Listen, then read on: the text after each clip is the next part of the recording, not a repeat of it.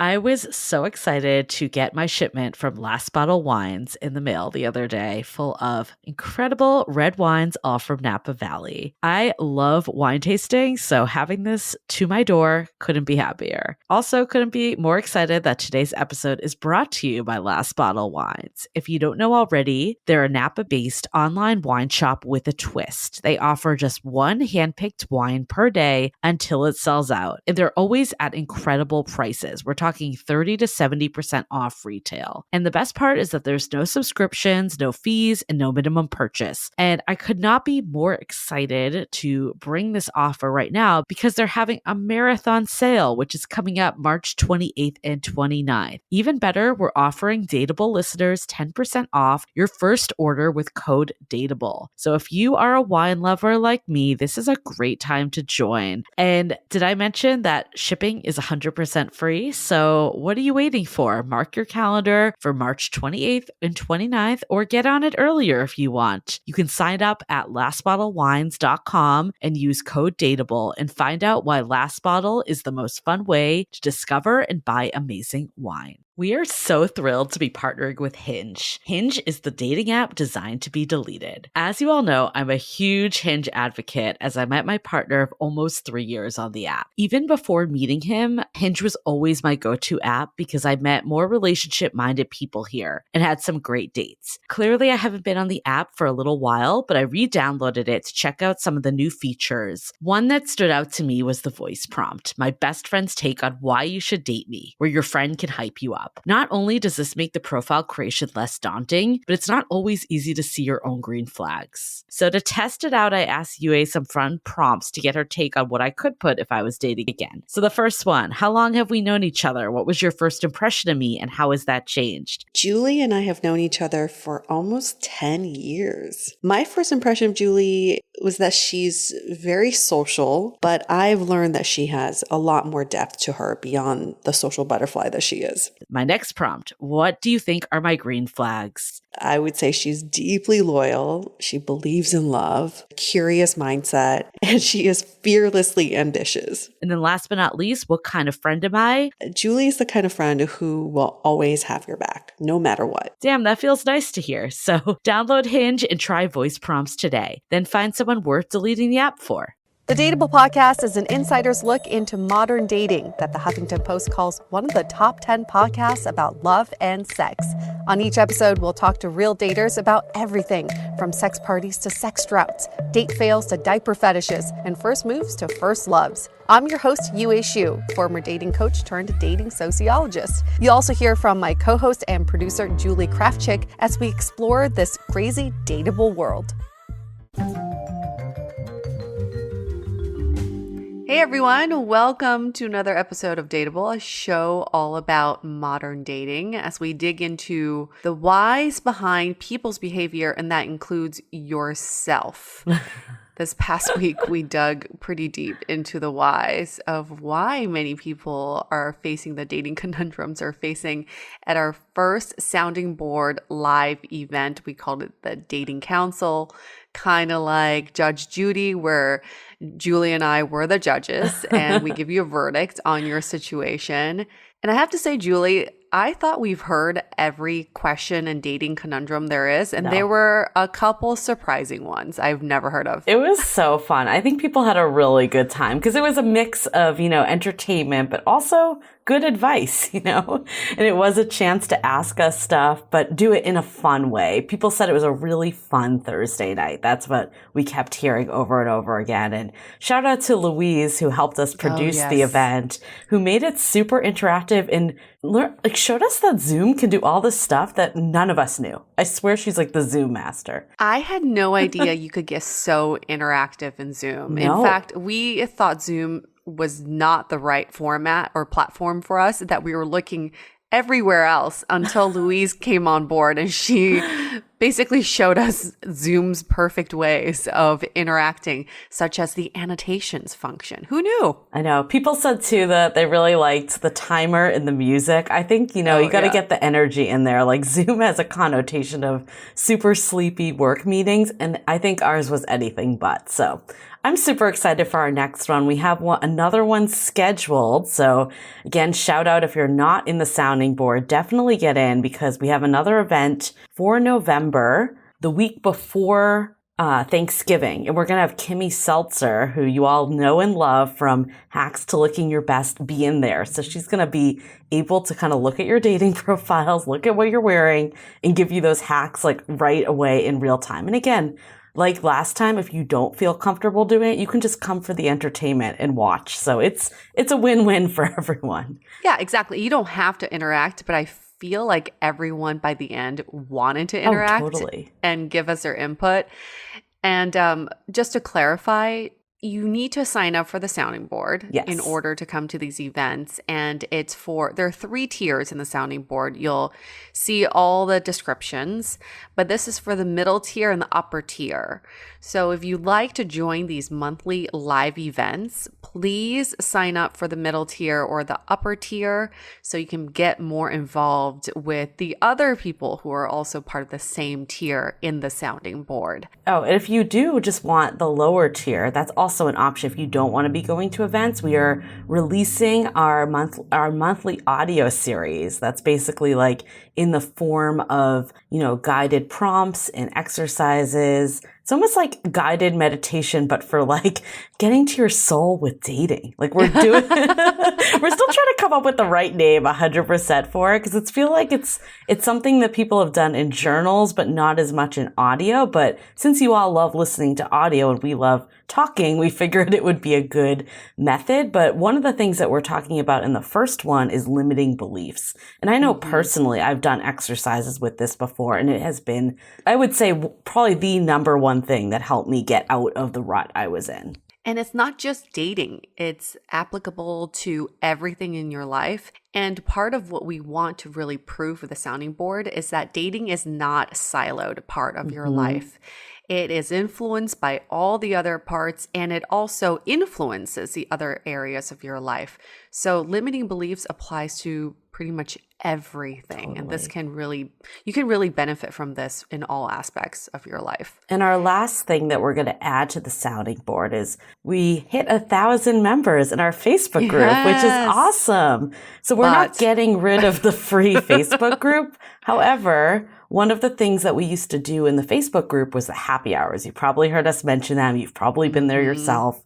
And we used Facebook rooms, which was great because it just made it super accessible for people to connect all the time. And in theory, we'd love people to even connect more and more. Like one member's like, can we do a book club? Yeah, we'd love to do that. So like there's so many things we can do. So unfortunately, rooms disappears with 1,000 people. And I think some of it is like the reality that Facebook groups get harder and harder to manage. Part of the reason what we want to do at the sounding board is preserve that intimate setting that we've had in there. And we knew that we were going to get bigger. We just didn't know it would come this fast. So we are going to have a members only Facebook group now to do the rooms, and we'll have a lot of engagement. So as long as you do the lower tier, the $8 a month or $6 if you do annually. So it's like a cup of coffee and a bagel. If you do that, then you get access to all that too. So that is a change that we're making. It wasn't necessarily a change that we planned on, but it was kind of circumstantial. The blessing in disguise here is that it's going to give us a lot more flexibility. Yeah. And do we have any listeners who work on Facebook groups? We love to chat with you because we're still really unsure about the functions. We love to keep everything kind of contained to Facebook, but it's proving to be a little bit more challenging than we thought. So anybody? Facebook rooms? There's some like weird rules that at like 500 people, you can't invite people to events anymore. But it's unwritten rules. Yeah. And it keeps changing. So that's what we're confused about. But anyways, go to dateablepodcast.com/sounding board. We have a great, I was so excited by the turnout of people. Everyone is so genuine. I think that's the word that we keep throwing around. Like people are just like legit people I'd be friends with. So yeah, join the sounding board if you're not in there already. dateablepodcast.com/sounding board. And very supportive. Imagine having a bunch of strangers who are just rooting for you all the time. That is the feeling.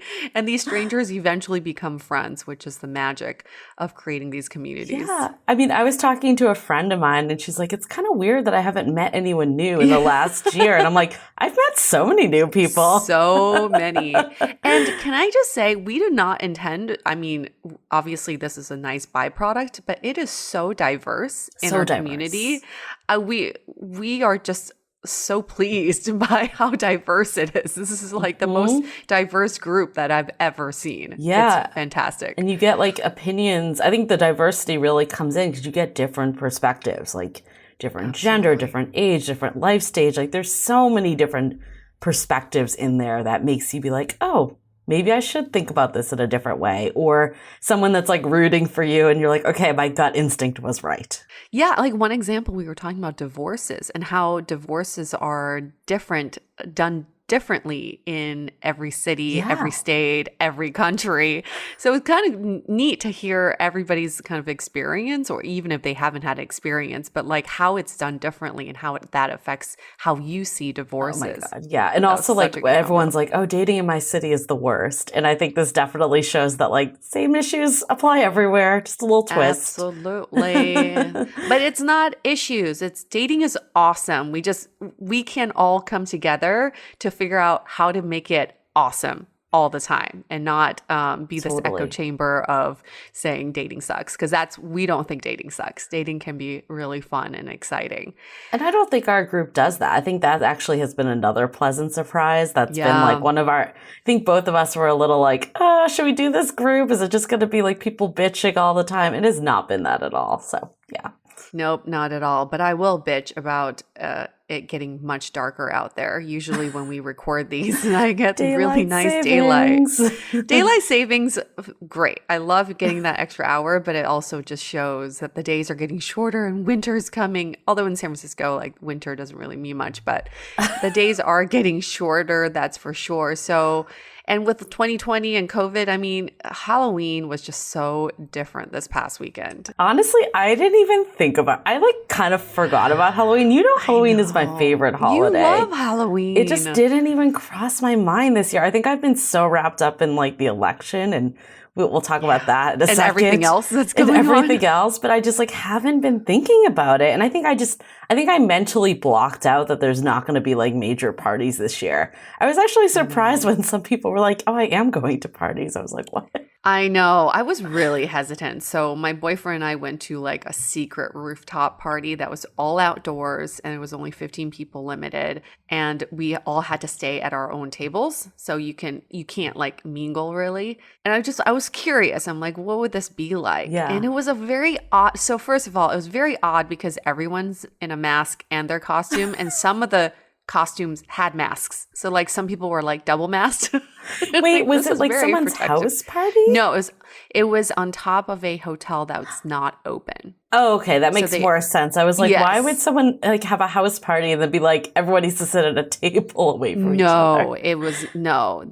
They had a deal with this hotel and they just opened up the rooftop and their bar for us. And everyone's costumes were, you could tell it was something that they've worn like 5 years ago. Yeah. Halloween was such an afterthought this year. Everyone was dressed as like whatever they wore last year, whatever they could find in their closet. And my boyfriend and I, we always like to dress as a family. So we were Tiger King. He was Joe Exotic. I was Carol Baskin. Our dogs were a lion and a tiger. So we had a whole family thing going. And I think we were the only ones maybe who thought about our costume. Wow. That were like 2020 appropriate. Everybody else was just there to socialize. But the other observation I had was, I think a lot of people hadn't been out in a really long time. So they were, let's just say, forgot what their limits are when it comes to alcohol. People were getting sloshed, like puking all over the place, puking in the bathroom. We were out within like 2 hours. Like, this is getting really ridiculous, because I think people were like, oh my God, this is my chance to drink. I admit that I'm definitely a little hungover today. I did not celebrate Halloween per se, but I had dinner. Actually, I had dinner plans for a while. It was a friend of mine's birthday, and then she ended up going to New York. But we were so the rest of us were like, oh, let's just still go out anyways. So you hijacked her. Well, we were already all planning on getting together, so we weren't gonna we had plans. Why not? So we're we might as well. So anyways, we just went out for dinner, and we actually went super early because one of my friends with her baby came too, and we also there weren't a ton of reservations, so we just were whatever. What else are we doing at 5? You might as well go out early. At 5. We had dinner at 5. We had early bird special. But it was all good. It was on the heated patio. Hungry at 5? But I'm going to tell you why dinner at 5 is actually quite dangerous. Is where I'm going with this story. Oh shit! Okay. So, we had AARP time is dangerous. We were grandparents. Well, I don't know. My friend has a 2-year-old, so it's kind of she actually was I would have preferred to go at 6:37, 6:30ish, but there was nothing available. So we're fuck it, let's just do it. Also, it can get a little cold at night sometimes in SF. Last night was beautiful, though. So it was a perfect night. So anyways, we went at 5. And we definitely were having some drinks in general. It was 5 of us. It wasn't a big group. The couple that has the kid, they left after. And then I went to a bar with the other 2. I love that I was totally fifth wheeling it, but I don't give a fuck. Doesn't matter. I'm friends with, I consider their husbands, or husbands and boyfriends, good friends at this point. So it doesn't even faze me. So the 3 of us went to a bar. We found the one bar on Chestnut Street in the marina that did not make you buy food. They only made you buy $1 Chex Mix. Because we just came from a massive meal. So it's really hard to go out. Anyways, so we definitely had a bunch. And people were coming by dressed up. People were actually either eating out dressed up or they were walking around, and some people were just kind of drunk in the streets. So we definitely commented. But my friend that I was with, she gets so into Halloween. This is her favorite holiday, and she didn't give it didn't faze her either. And she literally was entering the costume contest. Hopefully it doesn't blow her cover. It's probably okay. She was entering the costume contest at her work, and she literally used a photo from 4 years ago. Oh, so she didn't even get dressed up. No. She totally cheated. She put the photo in, and she's like... But how would they... I mean... They're not going to know. Yeah, what were the rules? No, it's basically the photo was taken at a party, but it's just her and her boyfriend against a wall, so it just looks like they're at their house by themselves. But it was kind of funny. That's totally fair. That's totally fair. But I woke up with a hangover. I was I haven't gone out. We were out till 11, which is pretty damn late nowadays. You had dinner at 5. Yeah. But the bar we went to was so cute. They had a piano man playing, and then Which bar? It was Reading Greenoff. I can never pronounce it. I have no idea what But that is. the guy was saying that they stay open till 2, because now bars in San Francisco are open at 25% capacity too. But it was so nice out that we're might as well sit outside. And he's yeah, it gets a little crazy. And we were looking around at 11, and we're the only ones out here. It's not crazy. We're on a scale of 1 to 10, how crazy is it right now? Oh my gosh. But it was definitely a different Halloween. We looked across the street, and there was a beauty salon, and there were 4 girls raging in there themselves. One of them must have worked there or owned it. They were literally just dancing in the hair salon. But I kind of love that because you don't have FOMO during this time. You don't want to be around 100 people wearing costumes. It's you find your own source of happiness in your own quarantine groups. I don't know. I think it would have made me too depressed to even do a 15-person Halloween celebration. Really? It's my favorite holiday, and I just it decided to zone it out this year. That was my solution. Well, you didn't miss much. Anyways, I did vote, which was exciting. So, by the time this is airing, as people know, we do our intros on Sunday evenings. So, a little delayed, but nerve-wracking. I'm so fucking nervous. Have you voted yet or about to? I'm doing all my research tonight because I have Tuesday all day to do research. I've reserved that day. So I will be voting on Tuesday. But I am so nervous because this episode comes out after the results. And it's like, I wish I could fast forward to the future. I don't think that we'll get results that night anyways. Like, I think it's going to be a week or so. That's my not scientific, like, no one's telling me this. This is just my gut reaction. But we'll have a status update. Yes. Right? That's nerve-wracking. So when I dropped off my ballot, it was super easy at SF, by the way. Yeah. Like, literally took me 1 second. And I was like putting my ballot in, and the woman behind it was like, Julie? And I'm like, who the fuck? Like, who is this? And it was one of our very early past guests. So shout out to Linda if you're listening.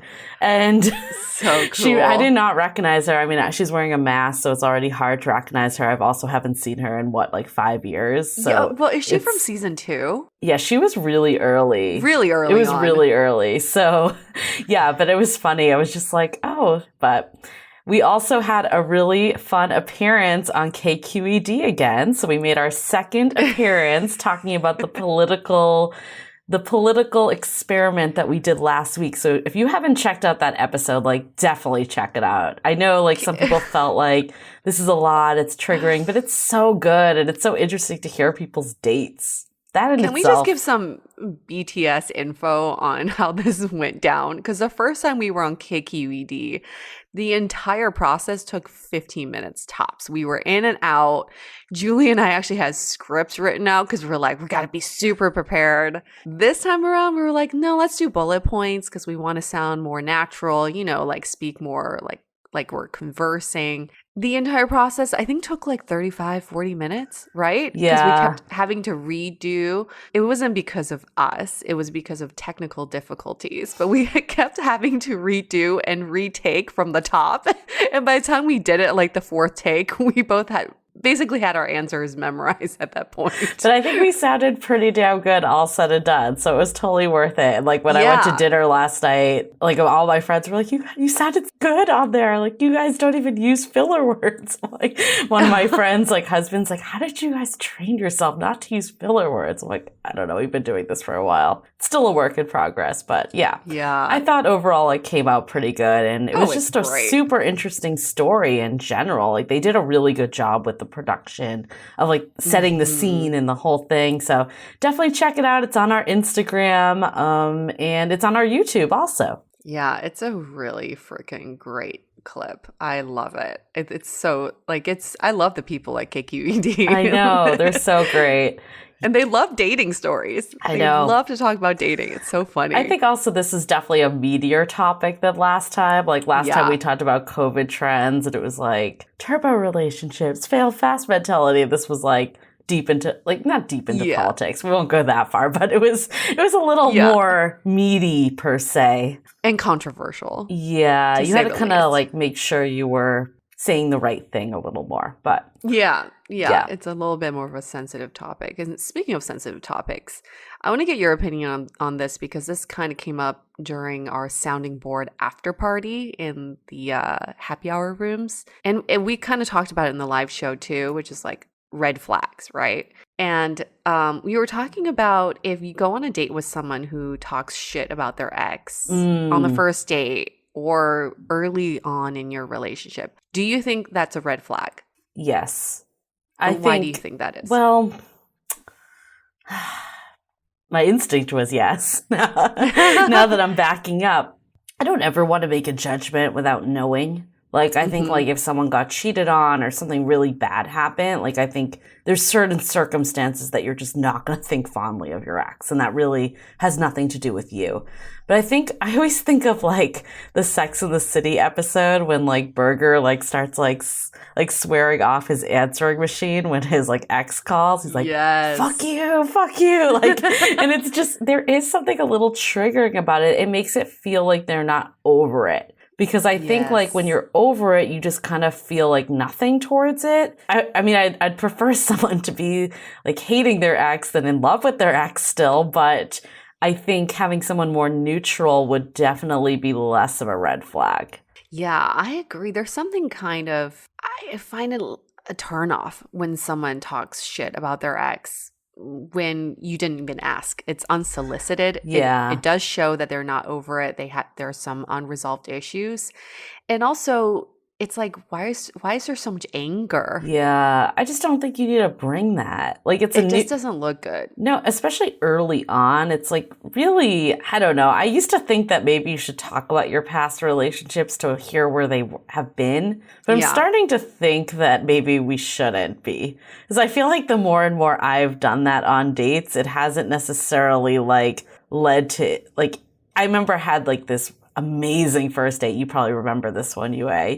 And it was like, we talked for hours about like everything under the sun. Actually, a couple of them. One guy ghosted me after, but then another guy, like we had like the second date planned and then it kind of just fizzled because I feel like we like got it all out. Like we literally had nothing to talk about the second date because we had talked about like everything under the sun. And I think, I don't know, I think the more I'm thinking about it is just to like have more fun together and like shared new experiences, and like that stuff can come out like on like a little later on, like maybe not like months in, but at least like date 3, 4, 5. Like it doesn't need to be in the first couple. That's my opinion.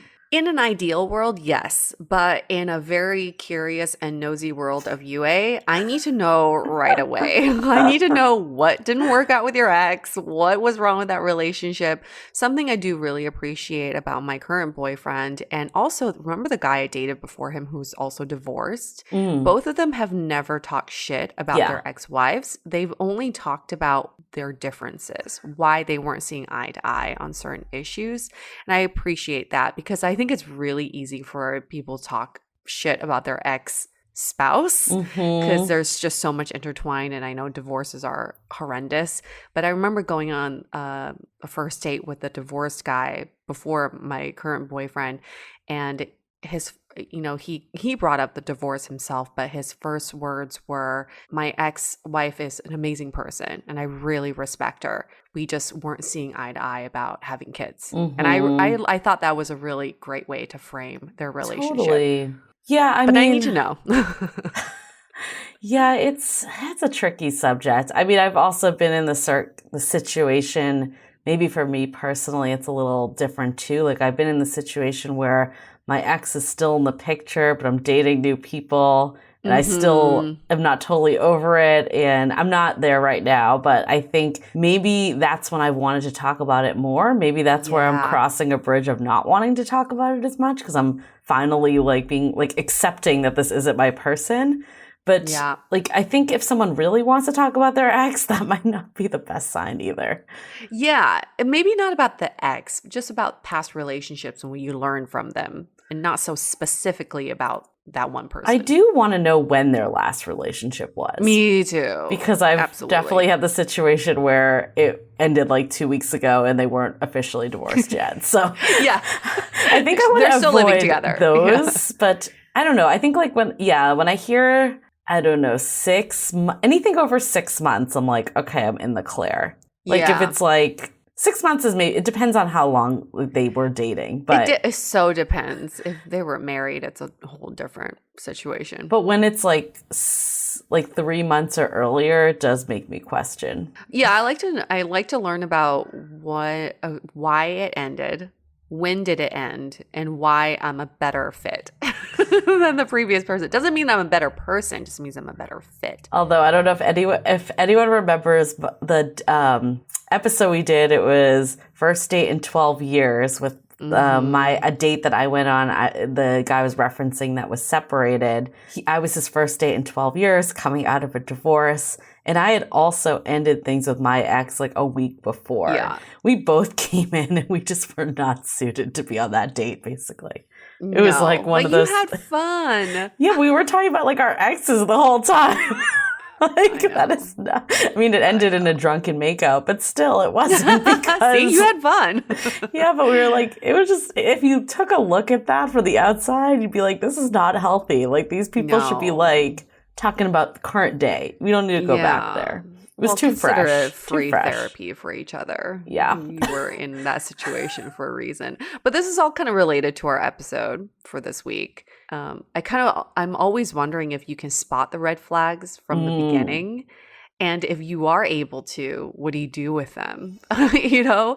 And I know hindsight is 2020, and I've been in so many relationships where I'm like, wow, that was a really big red flag from the very beginning. I just chose to not see it or hear it.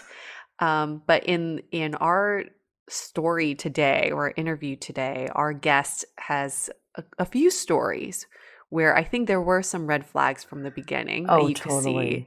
And sometimes we just, because we like someone so much, we just choose to not hear those red flags. Right. So Layla, our guest, definitely, I mean, this actually stemmed from us being like, because back when we first started the podcast, we did a lot of just flat out dating stories. Yeah. And we did a call out of anyone have a good dating story. And one of our mutual friends tagged her and was she has so many stories. And I remember I got on the phone with her because we do a screener for guests. And it was just like one after another. So we finally reined it into two of them, but they were very interconnected. And I think this whole theme of like lying and cheating and what cheating actually means. And I know you shared like one of your stories too. And it's not when it's not trusting people, like all that piece. So there's a lot of just, the darker side, I guess, of relationships of when trust really does fail. Well, I always hear those relationship stories when they end and one person says something like, I didn't even know who he was. But I'm like, how do you know when you're in a relationship like that? How do you get bamboozled so much that when it ends, you feel like you were dating a completely different person? That just boggles my mind, and it scares me a little bit that people are capable of doing that.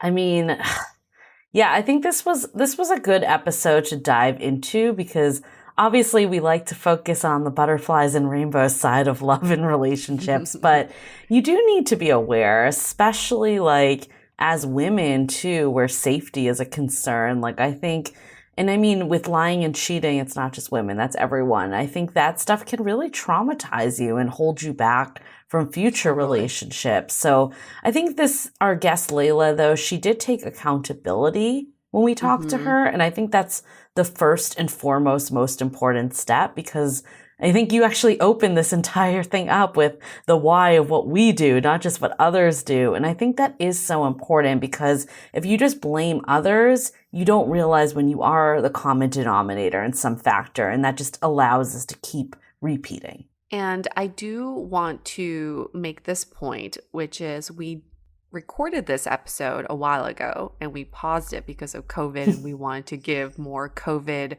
relevant episodes. But we had to bring it back because it's a really great interview. But I did see Layla recently, and she said that she's been working on herself quite a bit and doing a lot of introspection and personal development. So she's taking a dating hiatus, and after everything that's happened to her, I think she realized that she needs to go a little bit deeper in herself to figure out why this is happening and how she can overcome these challenges. That's fantastic. And I hope we have her back on the show after this breakthrough. Me too. When I saw her, she seemed like she was in a really great place. So I'm very excited for her. Before we get to this episode, we like to take a moment to thank our sponsor, Function of Beauty. We always say there's no one-size-fits-all solution to dating because everyone's so different. Well, funny enough, the same applies to hair care too. We've all been there where a friend recommends a great shampoo they're obsessed with, and you try it and you just don't love it. Function of Beauty is about to change all of that by formulating hair care specifically for you. How specific? Well, they have over 54 trillion possible ingredient combinations to make sure that the formula is unique as you. Julie, you've had a chance to try their shampoo for a while now. Do you see a difference? Oh, I love it. I feel like especially with someone that has naturally curly hair, it has tamed it. And Yeah, I think it's fantastic. And I even have it saying function of dateable because you can personalize it. Perfect. It's so cute. Your hair is looking shiny too. Well, as the internet's top-rated customized hair care product, Function of Beauty has over 40,000 real 5-star reviews. So what are you waiting for? Go to functionofbeauty.com/dateable to take your 4-part hair profile quiz and save 20% on your first order. Again, go to functionofbeauty.com/dateable for 20% off and let them know you heard about it from our show. That's functionofbeauty.com/dateable. And with that said, let's hear from Layla.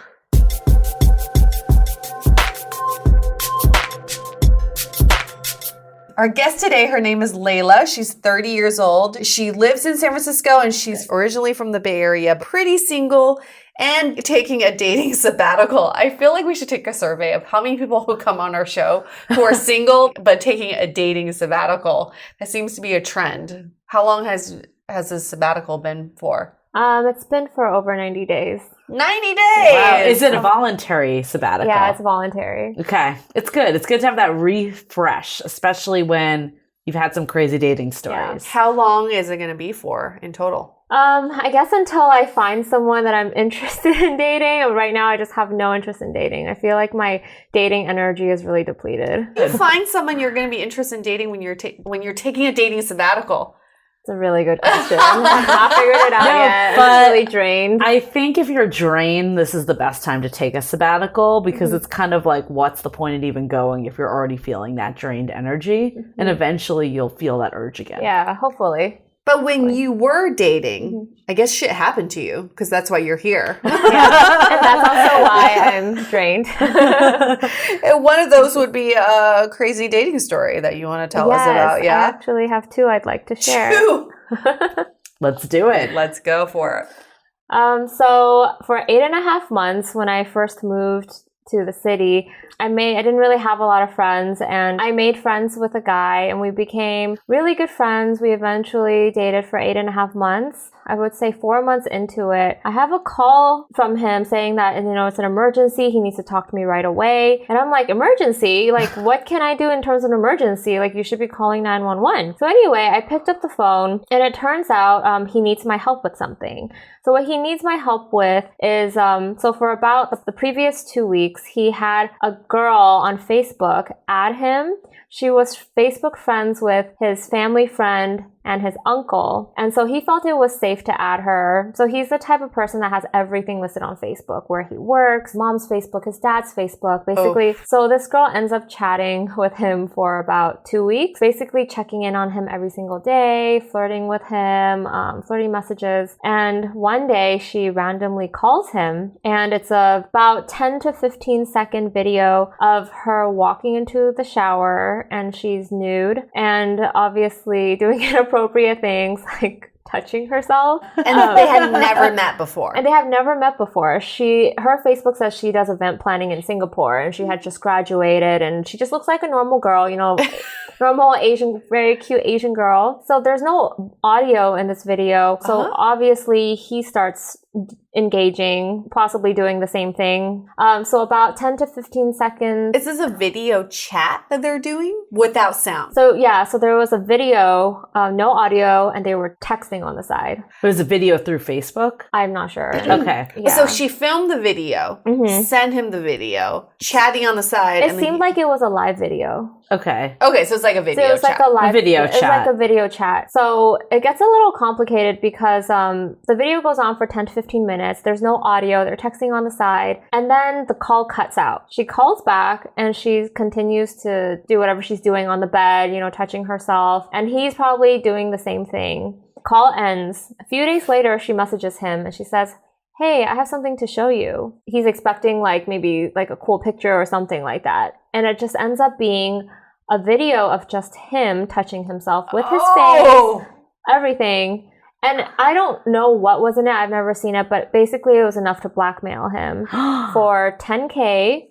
She sends him all her banking details, Western Union, this is my bank account number, send me 10K, or this is a list of people I'm going to send the video to. And so since she had access to his Facebook, like his work, who his mom is, who his friends are on his wall, she compiles a list and threatens him with it. Oh my God. Yeah. So did she actually know his cousin and like uncle, or did she just like randomly friend them? I think she randomly friended them. Was it like a scheme to like get him, or was he just like I have no idea. But anyways, you were dating him during this time. I was dating him. Yeah, so for the next 24 hours, she continued to threaten him, saying things like, I'm not gonna delete it.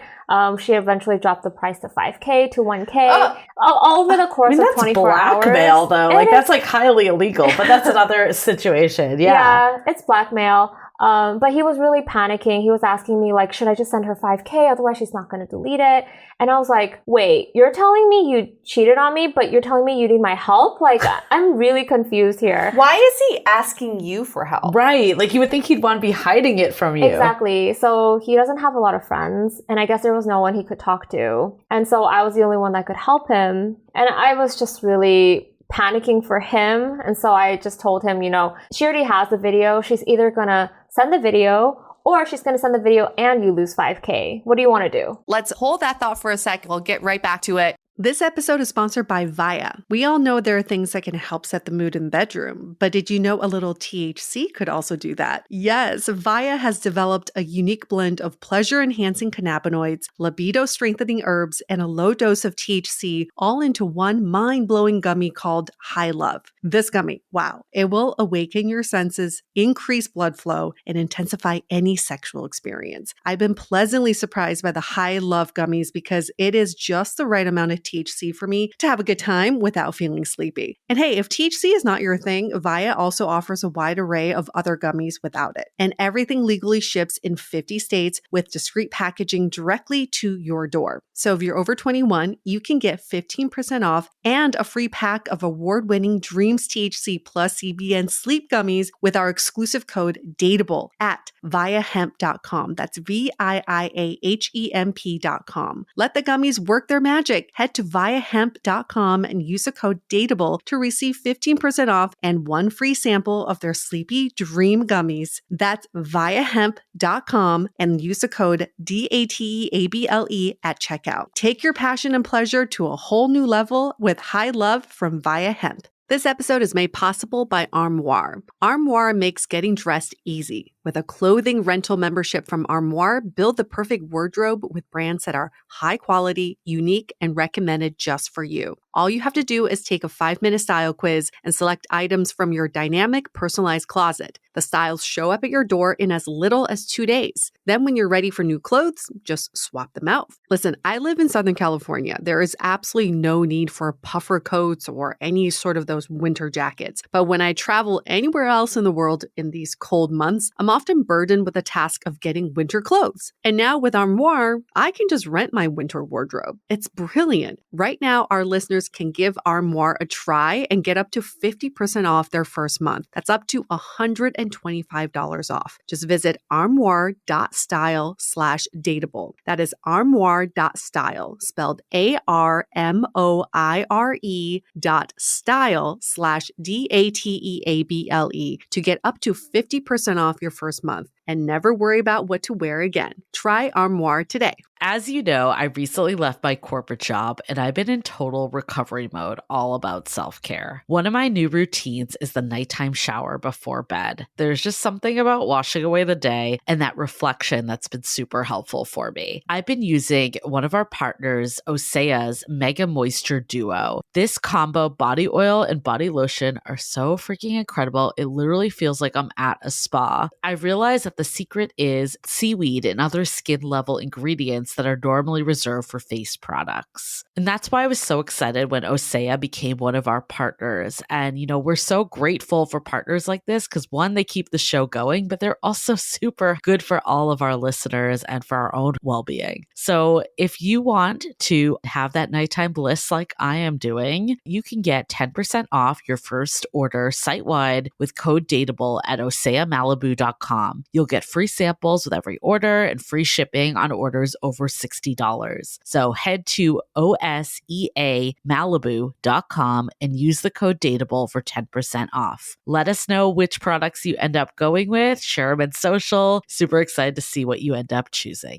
You know, it's out of your hands at this point. She's not going to put in extra effort if she's not going to gain anything from it. So he kind of freaks out, files a police report, sets up Google alerts online. Like if anything gets uploaded online under his name, he'll get alerted for it. What were you thinking at this point? Were you like sympathizing with him? Or you were like, what the fuck? Why have you been doing this? I was so shocked, to be honest. Like everything I've just told you guys, he didn't even tell me right on the spot. Like it took me the course over a week for him to tell me because he had kept so many details to himself. And he had justified it in a way where it was like he was watching porn and not cheating. But I think the difference between that is he didn't think she was a porn star. He thought she was just like a regular girl. And you've been hiding like 2 weeks of conversations from me. And then I don't think he would have told me if he wasn't going to be blackmailed and needed help. Like, I get that it wasn't like someone he was physically with, but that's like, I mean, if they're chatting every day for 2 weeks and then he's like being sexual with her, I feel like that's cheating. And she called him twice. It's like, if you know what the first call's about, you're going to know what the second call is about. When they called, did they actually speak on the phone? They spoke. There was no audio. Like, not even like the shower water. Yeah, that's weird. That's what I'm saying. I actually don't think he was talking to a girl. So his hypothesis That's a red flag. Yeah, no audio is a red flag. So his hypothesis was that it could have been like a man just replaying a recording with a fake Facebook account using her photos. For sure. This poor girl has no idea her image and her video is being used. Yeah. Wow. So, I mean, he did do some like research on scam forums and he found her on like a Malaysia scam forum. So let's say she's in Malaysia. Let's say it is a real girl. Like the police aren't able to do anything about it. I'm curious how this impacted you guys though. Like, how did you keep dating after? Did you like break up immediately? I quickly forgive people, and it did take me a long time to find out all the details about this. It really broke my trust with him, just the fact that he could hide something like this and then asking for help. And actually the second call he made was to his mom because he didn't know what to do. You know, it was really hard to gain my trust back after this, even though it wasn't like real physical cheating. It was like virtual cheating or did it damage. How serious were you guys? We were definitely exclusive. We were living together. Living together? Yeah. What? Like I was living at his place like every now and then. I did stay over for like a few months straight, but we were just like really good friends. Like I just thought we had really good trust. We had a great connection. How long were you guys dating before this happened? 4 months. Okay. And then how long did you guys dated? 8 months in total? Wait, actually we started in March and this happened in August. So 5 months. And then 3 months, like how long did it take you to like untangle all this to like end it? It took me a month to really find out all the details, to be honest. And then he broke up with me the next month saying that he needed to go find himself and he didn't feel like he was happy without me. Like it was almost like he was codependent. And then he broke up with me another 2 months later, like a final breakup. Wow. What made you kind of keep going with him instead of ending it? When I first found out about this video call, one of my girlfriends told me, you know, it's not a reflection on you. Like I was having all of these like I just felt really insecure. Maybe it was like about the way I looked. Like maybe I wasn't sexy enough. I wasn't pretty enough. I wasn't whatever enough. She told me that people that fall for these kind of like, I guess, these scams or people that fall for other girls that offer some kind of external validation are people that don't really feel good about themselves. Right. They have a hole in them. They feel really insecure about themselves. So I kind of saw it as like, oh, he has his own problem he needs to work on. And I was really compassionate towards that. But why stay to like fix him up? I couldn't let go of the connection we had. Like I knew ultimately he wasn't a bad guy. I think he did make some bad decisions. And I'm a really forgiving person. Like I feel like I've changed a lot, so I figured he would. What was the conclusion of this? What happened? The conclusion of it was she ended up blocking or deleting her account, and then he just never heard from her. So she never blackmailed him. Yeah, she never blackmailed him again. But funny story is 3 of my other guy friends have actually been caught. What? So a different girl. But same scenario? But same scenario. They've been blackmailed through video. One of my guy friends was going through a breakup. So I guess it was like easy for him to just, talk to a hot girl. Like just have a hot girl message you and want to talk to her. One other guy, this happened to him a year ago. Another one, similar type of situation where the guys are just not feeling the best about themselves when this happens. And are all these women Asian? I don't know what they look like. Wow. So what's your other story? Can it top this one? I'm starting to see why you're on the dating sabbatical. Okay, keep going. I just don't even know what I would do if I found my boyfriend in this kind of situation, because there is incriminating video. There's still incriminating video of him out there. Who knows where it's going to end up, where it's going to be. It's really scary. This person has all his information. Yeah, I think we really have to be careful online. You never know who's going to use it against you. But honestly, I feel like even after Snapchat, after the whole dick pic culture, I feel like we could have learned like a thing or two about like not showing your face. Oh, he showed his face? And that's why she had enough to blackmail, because it was like his face and his private part. I feel like, dick pics 101, like just show one or the other. It's like common sense, right? I mean, come on, we're in the digital world. Like, right. Did you guys not take dick pics 101? Like, what's wrong with these guys? Like, you can't do both. I'm still stuck on the technology aspect of it. It seemed like she was sending a video and then he sent a video back. Oh, no, it was a live video. Or I guess it could have been a recording on her end, but she was filming him live. I mean, that makes sense, because then it wouldn't have her in the video, right? Because like if it was a video of both of them, then she would be recording herself. Yeah. But if this isn't even a real woman, who knows what's going on. It was just a full video of just him touching himself. Yeah. And I don't think she would have had enough to blackmail if his face wasn't in there. Right. Yeah. And we will get right back to that thought after this message from our sponsor. While this year hasn't been totally smooth, at least we can look smooth. Shaperman offers a collection of awesome shapewear that not only smooths you out, but also feels comfortable. And I know that when I feel comfortable in my clothes, I also feel empowered. At shaperman.com, I can easily find the perfect shapewear ranging from tanks, shorts, bodysuits, and more.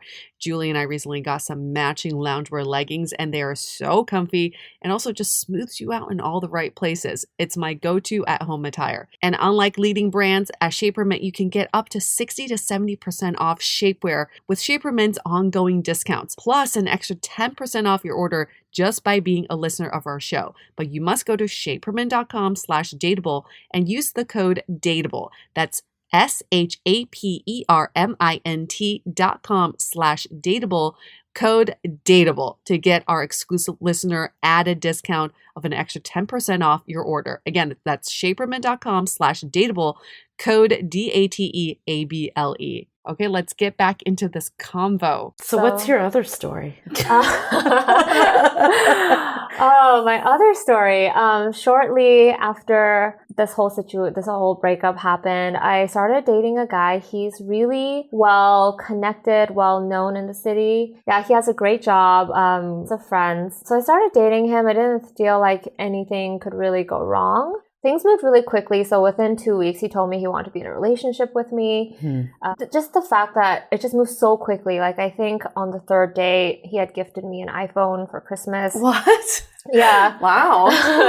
And he was like, I want to talk to you. I want to FaceTime you. He was traveling. He was like, he just really wanted to keep in touch. For about 4 days, I started having my sixth sense telling me that I couldn't trust him. When I told him, I felt like I couldn't trust him, he got really upset with me for 4 days. We didn't speak. What was it? What happened that made you feel this way? I don't really know. It was just something that I had felt really strongly. Like, I felt like a guy can't move that quickly and fall for you so quickly and for it to be real. Or for it to be healthy or normal. It just didn't feel authentic. It just didn't feel authentic. I mean, maybe I'm jaded from my previous relationship or whatever. But I feel like my sixth sense was pretty strong about it. At the end of the 4 days, he came back to me and told me, he really wants to work things out. He wants to earn my trust, whatever that is. And I was like, okay. And I was like, well, did you sleep with anybody during these 4 days? And he's like, no. And I was like, I'm just asking you, like, I wouldn't consider it as cheating. Like, I'm just asking you for the sake of, like, I just want to be healthy, STD-wise. And he was like, no, I haven't. He's like, I always use a condom unless they're my girlfriend. And I was like, okay. So I asked him about, like, if he had slept with anyone for another 2 times. And again, he said no on all of each time. So we started dating again. One night, I felt so uncomfortable. I got out of bed. I went to check his iPad, and he had given me his passcode twice because he knew I didn't trust him for whatever reason. I had never snooped before, but I figured, like, if you're going to give me your passcode, I might as well just look. Why do you think why do you feel the need? Like, do you remember? I just didn't feel comfortable. Like, I remember it was like 12:30 a.m. Like, something was, like, not comfortable in my stomach. So I got out of bed to do it. But, prior to checking his iPad, I had noticed that he had security cameras in every single room of his apartment. And that really scared me because I asked him, I said, you never told me you had security cameras. I don't know what footage you have of me. He told me he would take them all down and he doesn't have any footage. And it's just for security purposes. And I was like, okay. So I trusted him. So when I did go look through his iPad, I found out, there were some lies here and there about, like, who dog sat his dog while he was out of town. It turned out to be a girl he used to date, like, just some really minor lies. But I'm just so sensitive to, like, lying that I was so upset with him. I left his apartment immediately. He didn't know what I knew. So the next morning he texts me. He's like, okay, like, I'm sorry I lied to you. I slept with who and who, I did this and this, whatever. So it was almost like he came clean to me, even though you didn't even find that information. I didn't even find that information. I had no idea. Okay. Wow. So I was really upset that he actually had slept with someone during the 4 days. And I was like, why would you lie to me about this? And he honestly just felt like, or I wouldn't date him if I had found out. He asked me, how did you find out about that he lied? And I wouldn't tell him. So for about a week, we didn't speak, and then he sends me a black and white footage of me walking up to his iPad, checking his iPad, just to, like, prove me wrong. And that just freaked me out because I was like, wow, so the security cameras weren't down the whole time. At least not all of them were down. At that time, I was freaking out so much. I called 2 lawyers. I was like, I don't know what footage he has of me. Maybe I'm walking around without pants on, or maybe we're doing stuff on the couch, or like something. Right. And I don't know. And I don't know. I don't really know this guy that well, so I don't know what he's going to do with the footage. How long had you been dating at this point? I would say 3 weeks. Okay. Wow. Yeah, just 3 weeks. So, so I called the 2 lawyers. So now he's blackmailing you. The first time the guy was blackmailing me. Exactly. The tables have turned. And so I spoke with the 2 lawyers, and they told me I basically don't have a case unless he chooses to upload this content online or shares it with someone without my consent. And since it's filmed on public property, I don't have a case. Public property? Isn't it his house? Yeah. Oh, sorry. Private property. Private Okay. property. I was like, wait, what? Okay. Yeah. Sorry. And then, so he just ended up, like, apologizing so much. And I let him know, I was like, you basically lied to me about the security cameras being off, and then lied to me about other things that I found out. And then you're trying to prove to me that I looked through your iPad. I was like, this is a lot of drama. But he really tried to apologize. He had, like, reached out to one of my girlfriends. Hey, I don't know what to do. One of my girlfriends, she did this behind my back. She was like, she sent him a list of things that he could buy me that would make me feel better. And it was a really random list of things. He ended up gifting me a pair of, like, really nice Jimmy Choos. They're about, like, $900 for a pair, just to, like, apologize for everything. And so, like, I'm, again, a really forgiving person.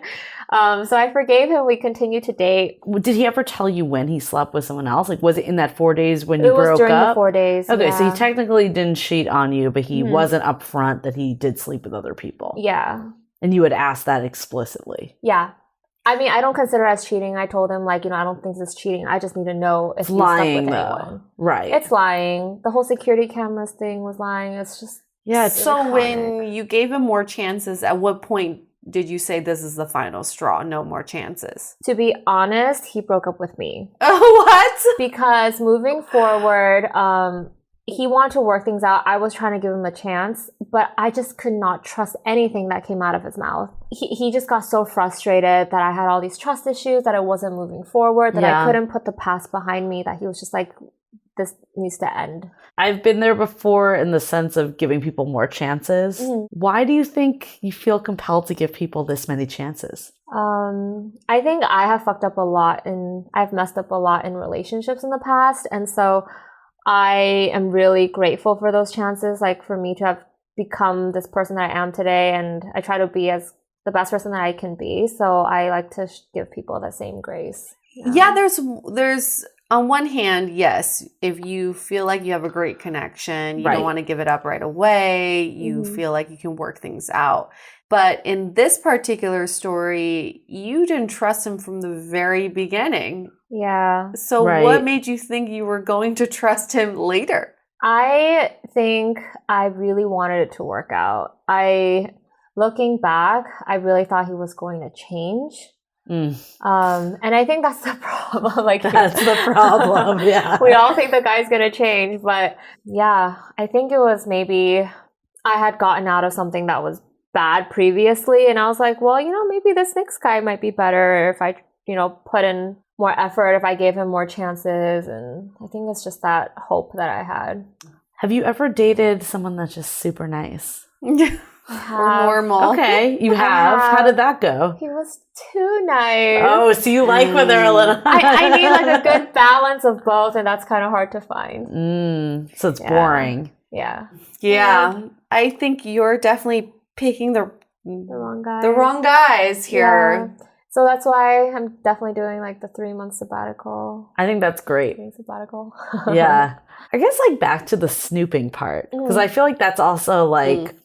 Is that something you've ever done before? Or was this kind of like the first time that you've done something like that? I've only done it because I knew his passcode, because he had given it to me twice before, because I had trust issues. But do you think it's, I mean, underlying you didn't trust him and that's why you did it, and I couldn't put my finger on it. It was just like this feeling that I had. I just had no idea. And honestly, I'm just kind of like, why would you give me a passcode if you're going to have some dirt on there? Like, clean it up before you give me your passcode. But you could also argue, like, if he was going to give you his passcode, you could trust him. Yeah, and also, if he's going to give you his passcode, why would he fault you for looking? I don't know. I just feel like the second you turn to snooping, that's like a huge red flag that things are already in bad place. Yeah. I mean, you're never going to find anything great. Even you said you didn't even find anything. Yeah. Honestly, right? All that stuff was just little lies that it didn't really matter. If you had found naked photos or if you had found conversations that were steamy with another girl, that's another case. But the minute you snoop, you're going to find something you don't like, even if it really doesn't matter for your relationship. Because we all hide stuff on our phones. Yeah, that like a bad Google search or something. But then also it's like a Google search. It's not even that bad. Something you don't want people seeing. I'm not going to reveal what mine is. Do I have chlamydia? You guys, I'll know if you guys are searching when you bring it up. I'm just kidding. But I think it's like Google search. But like, I don't know. I think also it's like you then know that you snooped also. So it's already this weird like disconnect of like trust has been broken. Even if they never found out that you snooped, you know that. Yes. Yeah. Speaking from experience, once you snoop, you can't go back. You have to keep snooping? No. The relationship will never be back to normal because you are now equipped with information that you were not meant to see. Speaking from experience, huh? Speaking from experience, the boyfriend I had when I was living in Beijing, same as you, for some reason, one night I just woke up and I thought, something's not right. I don't know what it was. I can't even pinpoint. It was like an event that happened. And he had given me his passcode multiple times for me to look up an address or whatever. So I knew it. I went on his phone. And of course, I came upon all these conversations he had, not only with women on a dating app, but also with prostitutes. And I remember just like going down this rabbit hole, and he like half of it was in English, half of it was in Chinese. And I remember screenshotting the Chinese parts and sending it to my friend to translate because I couldn't read everything. But I could read numbers. I could read how much are Right, you right. for the night? Oh That my I can God. read. And the negotiation back and forth was just numerical numbers. And I couldn't stop. And I think at like 3 a.m., I finally said, I can't keep going because there's just going to be more. Yeah. What do you do with this information at this point? There's nothing you can do.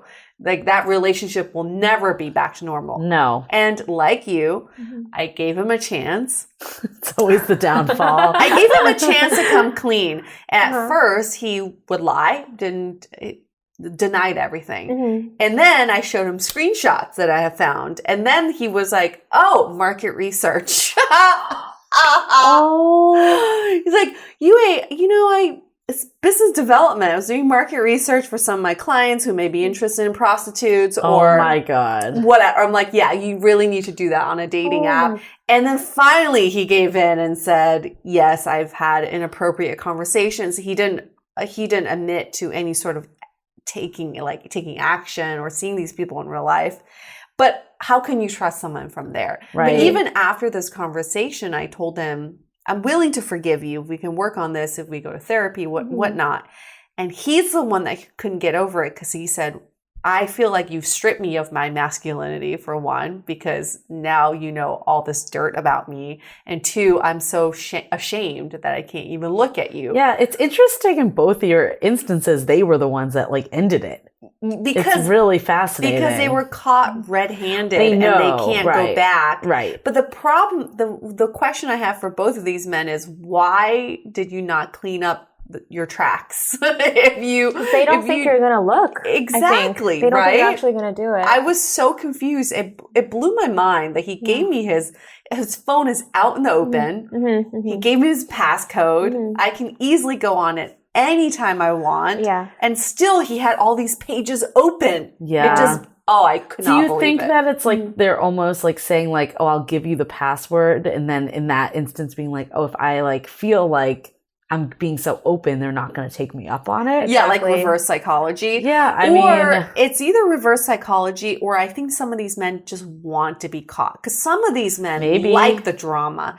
They like their woman to be jealous, to know that, there's other people in competition. Well, there's some sick the male mind. ego. You said it yourself. Like, you felt like there was a lot of drama. I mean, even from like initially like week one, it's just coming so hot and heavy. I think it's tough because like you do hear those like instances where someone met their like soulmate and love at first sight and it was a great marriage and everything's perfect. But then there's also these like super hot and heavy like initial ones I think sometimes can be red flags. I agree. Looking back, they were. It's a balancing act, right? On one hand, we're always like, I want a commitment and I want him to want to be committed to me. And then on the other hand, we're like, whoa, he wants commitment way too early. Right.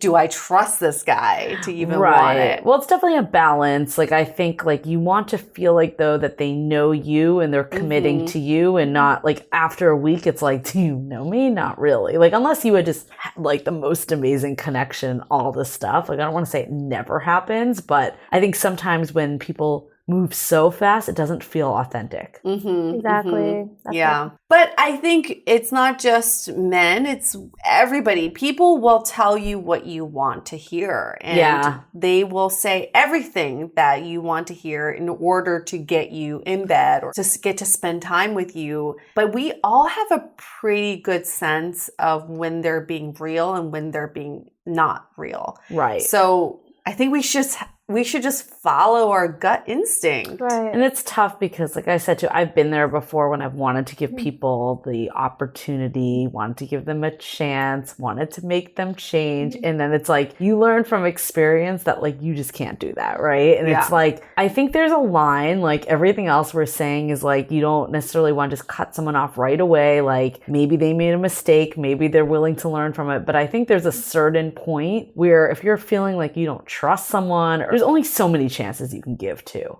Yeah. When I had approached my ex-boyfriend about this situation, I didn't want it to be an interrogation, but it ended up being an interrogation. At the end of it all, he said, all I really want is attention, and these women are giving me the attention. And that's when I thought that is the root of our problem, is that he doesn't feel That was a classic move. He doesn't feel happy with himself. Or happy with you is what he turned it on. Yes. But also it made me feel like, okay, obviously this actually isn't about me. It's about his insecurities, what he's going through. I can't help him out of this. Exactly. And I can't take this personally. But between the two stories you just told, I'm kind of thinking about which scenario is better or worse. And I would almost say like the first one is a little bit better because again, this woman is giving him attention. He didn't go out and seek it out. And if it's just handed to you on a platter, okay, maybe sometimes you act on it. Yeah. They never met in person. It is sort of like virtual porn. I mean, eventually we're going to have VR porn is going to be in every household. So it's sort of similar to that. And if they're getting stimulated in other ways, as long as it doesn't hinder your relationship. But in the second situation, not only was there lying and betrayal, but it bled into your relationship. And that's when it becomes detrimental. I don't know. I think there is both. I mean, there's a theme of lying on both of these that I see. That's the part I think that would be really hard to like get past. Like even the first guy, like a sense of like betrayal and weirdness in that one too. What did he lie about though? He just kept the whole thing from me. I mean, he was basically developing like an emotional relationship with what he thought was a normal girl. And then the whole video calls, 2 of the calls. And then I actually I've never heard of any of this until he asked me for help when he was being blackmailed. And you probably would never have heard about it. I mean, that's the thing is like, but would it, if he had hypothetically come to you and been like, I met this girl online and we like have sexual encounters over video, like, would you have been like, what the fuck? Like, probably. Yeah, I would. I mean, I don't think he would be comfortable with me doing it. So that's where I feel like I should draw the line. Well, that's why like I feel like there's so many people that like kind of tout like ethical non-monogamy because the whole benefit of that is that you're being honest with the person. And I think in a way that's the part that like hurts the most with this stuff is that like someone's like going behind your back. Like you think about like your boyfriend and you're spending time and then you're like, wait, they're at home like doing video, like sexting with this other person. Like it feels like a betrayal. Yeah. Have you guys watched that episode of Black Mirror? Which one? About virtual reality. I don't think so. Okay, so I'll briefly talk about it, but I think it posed a lot of interesting questions. It's these 2 guys who are straight and they are college friends, they're friends from college, and they reconnected years later. And then there's this new virtual reality game where you put a chip on you and then it transforms you into this virtual world. And then you take on this avatar. Right? So one of them becomes this female, one of them becomes this male avatar. And in the beginning, they start playing this game virtually and they start fighting like Street Fighter style. And it's very like you're in the middle of a video game. And then it became sexual. Okay, so they're in this virtual world and there's a hot girl, hot guy, and they're having sex. You see them really getting into it. And then they snap out of the game and they both feel like, am I gay? And one of them is married and he's thinking, am I cheating on my wife? Interesting. But they keep going back to this virtual world to have this hot sex. Obviously, nothing's happening in the real world. Right.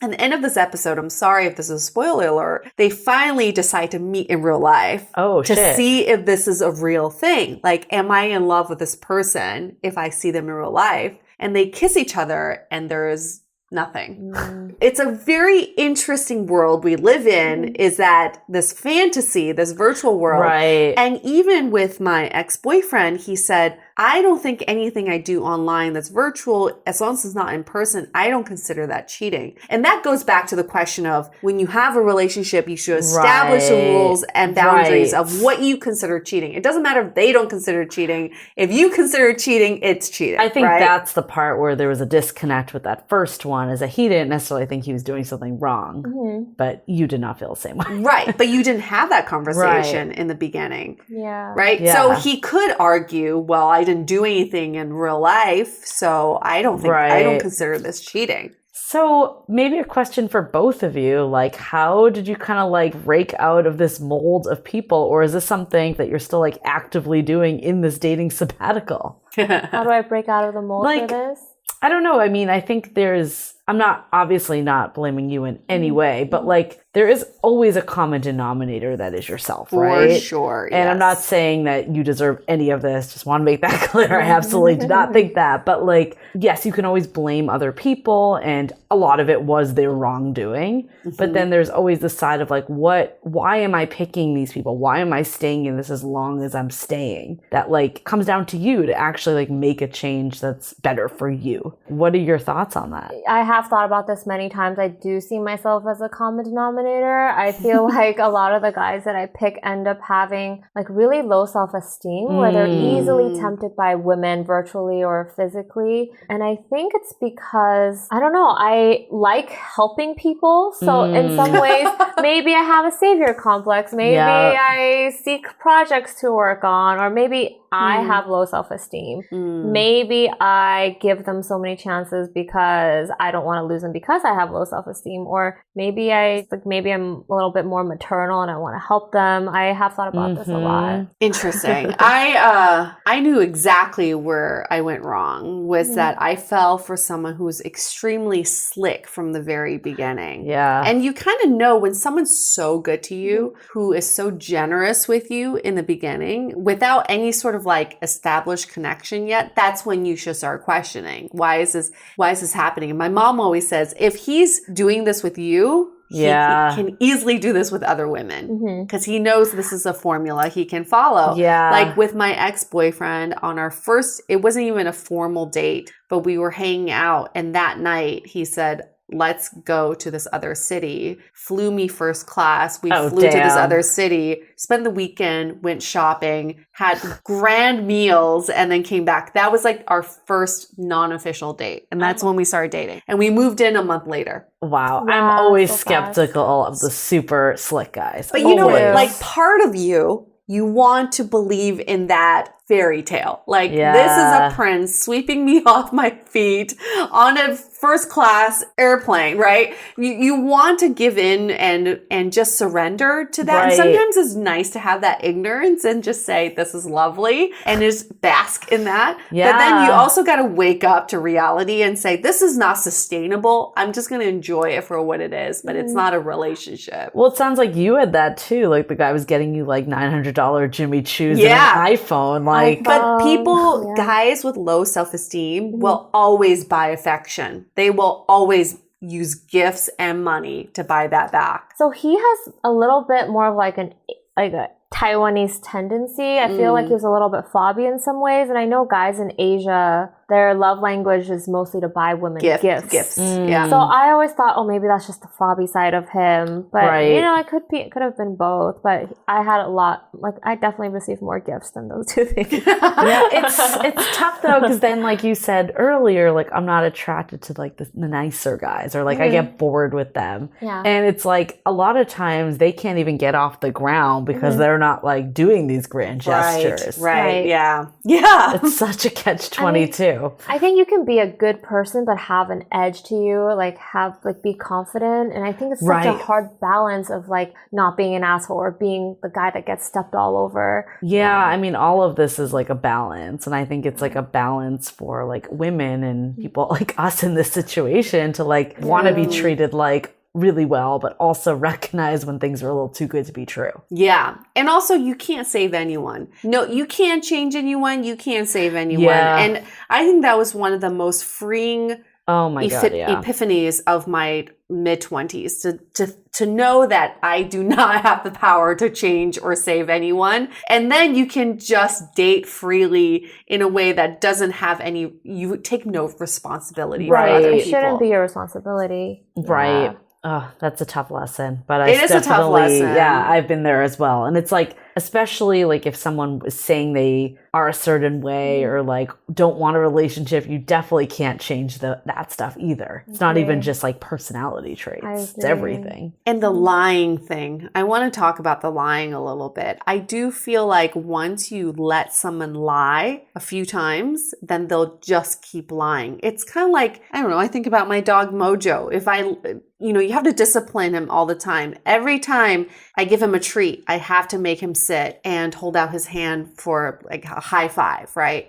If I let him not do it a few times, then he knows that 1 out of 3 times he can get away with it. And then it just creates this behavior. He knows that 1 out of 3 times, mommy will still give me a treat, even if I don't sit and hold out my paw. So I think it's the same in relationships. If you let these little things slide and show your partner that you're okay with it to a certain extent, then they're just going to know that they can keep getting away with it. Yeah, I think it's human nature. And it's like valuing yourself too, to be like, I'm not here to get like lied and walked all over. Yeah, sticking to your dignity. Yeah, and intuition. Integrity. I think like you said, like I just woke up in the middle of the night and I didn't feel good. Yeah. That is a Oh huge sign. I couldn't put my finger on it. It was weird. I don't know what that is, but once you start feeling that in a relationship, the first thing to do is not to snoop, but to get the fuck out. I don't know. I just feel like if the intuition kicks in, you got to get out of the situation first, be alone for a day or two, collect your thoughts, kind of be curious about why you're feeling that way, and then come back to your partner and express what you're feeling. Right. Give them an opportunity to tell you before you find out for yourself. Yeah, it's such a tough one too, because you're like, oh, am I reading too much into this? Like maybe my intuition's off, and like you start questioning yourself. But I feel like, I don't know, looking back on like every relationship when things like turned, I like felt it. And it's like, then you start to justify it, and it's like, no, like I was right from what I felt.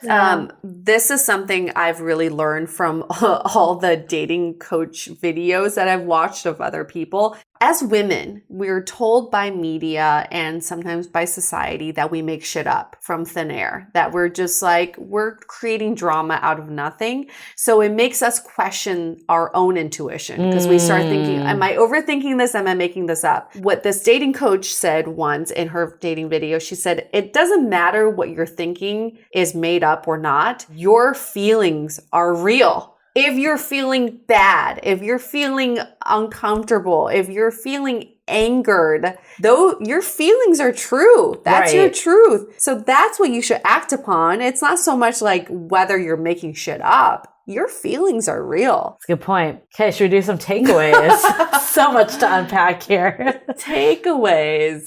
I mean, I think first and foremost, like, don't show your face and your junk, right? Dick pics 101. Dick pics 101. Actually, just don't show your face. Like, don't. Yeah, no one can say that's you. No, yeah. But, unless if you have like a very specific tattoo of your first pet. I mean, it's name on your dick. Yeah, I mean, it's tough because it's like you want to trust people inherently. And like, I think there's some signs like maybe the fact that like there's no audio in the video, that's a red flag, right? But like in theory, anyone could like they could take your text messages or like it could be someone that you had been dating for like years in theory, like anything that's written or on camera, which is terrifying. Yeah. But at the end of the day, it's still illegal and blackmail to do that. So like if someone does try to blackmail you, you can call that out too. Yeah. But yeah, it is a scary world, the digital side, that people have so much of this potentially to use against you in some way. Yeah.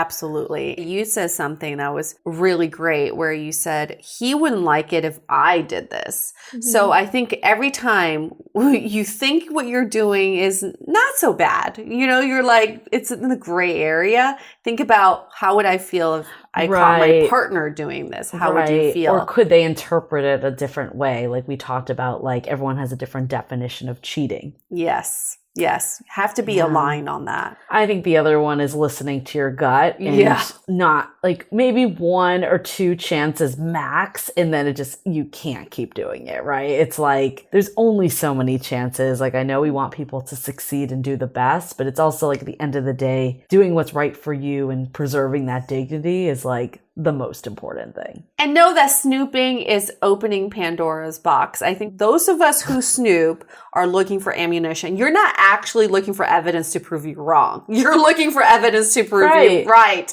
You're not going to be like, oh, I'm looking for innocent messages that don't mean anything. No, you're looking for ammunition. You're looking through all the photo albums. You're looking through emails from 2015. I don't know, but you're looking for something to piss you off. So if that's your intention already, okay, just don't do it. Right. It's not going to make you feel any better. And if you feel the need to snoop, that's huge already sign that you that's should already be having red flag Yeah. number one. Do you have any takeaways? Definitely be very careful with whom you date. Like, someone can be so normal in the community and have so many friends, and I think people are normal when people are one person when they make friends, and they're another person when they're dating you. They're two different sides of a person, and I think no girl is really going to show you her private parts like for free. Like, I mean, like, common sense, right? No free lunch or tacos. That's so interesting, that Yeah, point no you free just lunch. made too, though, because sometimes we're drawn to this like image of someone, and it sounds like with that second guy, there was definitely an image that he had and Yes. like a life he was giving you and all that. And in a way, it's like, I want it to work, so I'm gonna like look past some of this Right. stuff. But like, there's a time when that's just like not gonna be enough to have that image. Like, if you really just don't trust someone, it's like, where do you go from there? Yeah. I think it just takes a long time to get to know someone. It takes a long time to get to know someone, which is fine, but it doesn't take long to know if someone's authentic or not. And I think we just have to act upon it instead of trying to mold someone into something that they're not, because we're just trying to sell ourselves on some sort of fantasy. Right. It never works out that way. No. Do we have time for a quick question of the day? Of course we do. Okay, this comes from Quentin. I recently caught a girlfriend snooping through my phone. I have nothing to hide, and it came off as invasive of my privacy in that she didn't trust me. She's begging me to forgive her, but I just don't trust her now. How can we move forward, or is our relationship doomed? Does she find anything?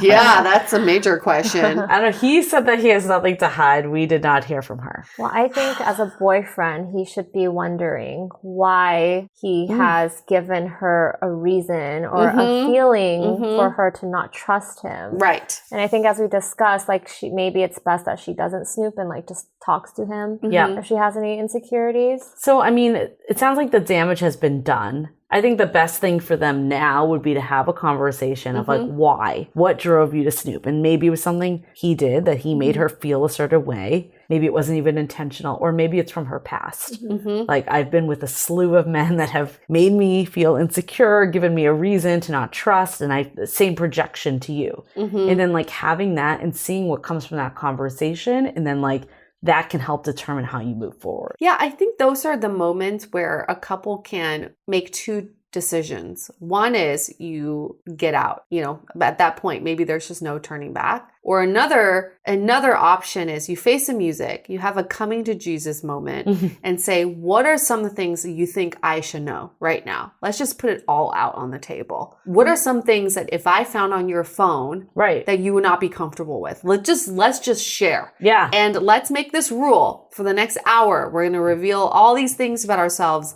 And after this hour, we move forward. We forget about it all, and then we just move forward. Just dump it all out now. And then maybe that's a great way to start with a clean slate and say, this is a brand new relationship now. Yep. Let's just move forward.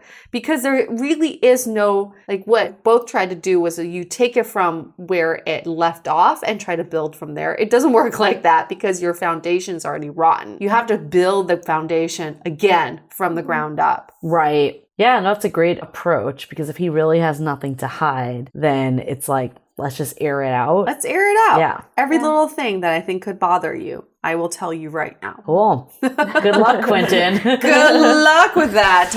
Good luck with that. Tell us how it goes. And if you want to be set up with Layla, Oh, God. in case it doesn't go very well. If you're a nice guy that has a little bit of an edge that's gonna not do this shit. You have a few more weeks before you're off your sabbatical? It's actually past 90 days already. I So think you're you need to basically- have you done a big dating sabbatical before? No. I think this is great, because I feel like when I got really burnt out with dating, I did like a 6 months dating sabbatical. I just focused on myself, focused on like, I was starting a business at the time, like really just loving like friends and life, and just like it replenishes you in a way that like sets you up to be your best self. So when you can meet someone, you're attracting someone that's good for you, not someone that isn't, and it's not coming from a place of desperation. Right. So I think it's a great thing that you're in this sabbatical right now. Thank you. Yeah. Why not, right? It's about you. You're dating yourself. That's what I always say. Yeah. In a dating sabbatical, you're still dating yourself. So it's not like you're not dating. I will say we had, I'll say my mentor, but we had kind of, no, I'm saying we had last season, Marnie Batista, who was is a dating coach that's been around forever.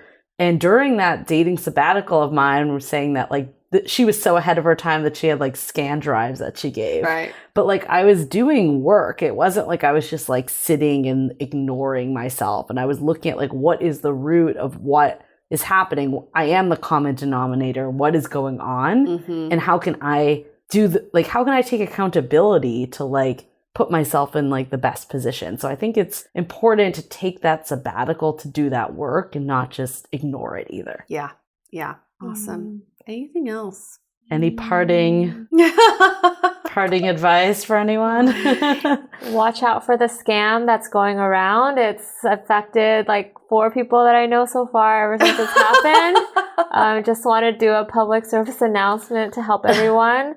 And everybody try and deal with your own issues before dating. Otherwise, it just hurts everybody. I really want to know if you've been hit by this scam or you've come even in some close proximity to it. I would love to hear from you because maybe we can catch these people. It's like catch a predator. I love playing this game. I'm going to find this old fat man who's on the other end playing these videos of these young innocent girls who have no idea they're the ones the face of this scam. That's so sad. Dick pic 101. Dick pic 101. Okay, we're going to wrap this up. Thank you so much for telling us your stories. I'm sure you have more, but these two were somewhat related in a way because they happened one after another. I can totally see why you're on a dating sabbatical after that shebang. Okay, we're going to wrap this up. Stay dateable. Want to continue the conversation? First, follow us on Instagram, Facebook, and Twitter with the handle @DateablePodcast. Tag us in any post with the hashtag StayDateable, and trust us, we look at all of those posts. Then head over to our website, dateablepodcast.com. There you'll find all the episodes as well as articles, videos, and our coaching service with vetted industry experts. You can also find our premium Why series where we dissect, analyze, and offer solutions to some of the most common dating conundrums. We're also downloadable for free on Spotify, Apple Podcasts, Google Play, Overcast, Stitcher Radio, and other podcast platforms. Your feedback is valuable to us, so don't forget to leave us a review. And most importantly, remember to stay dateable.